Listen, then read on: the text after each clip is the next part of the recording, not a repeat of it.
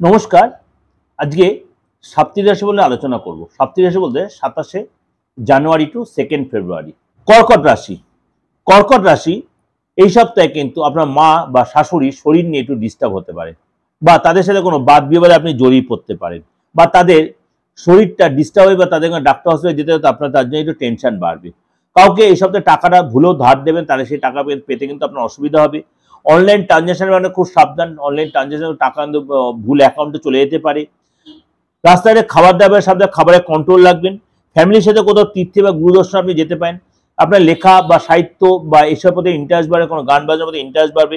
কেরিয়ারটা যা মোটামুটি নর্মালি থাকবে। হঠাৎ কোনো ক্লায়েন্ট বা মহাজনের সামনে দেখাও করতে হতে যেতে পারে, তাদেরকে পেমেন্ট করতে যেতে হতে পারে, ক্লায়েন্টের কাছে আপনার অর্ডার তুলতে যেতে হতে পারে, কর্মের সূত্রে বাইরে যেতে হতে এক দুবার বাইরে যেতে হতে পারে, এবং মার্কেটে আপনার অনেকবার চক্কর কাটতে হতে পারে।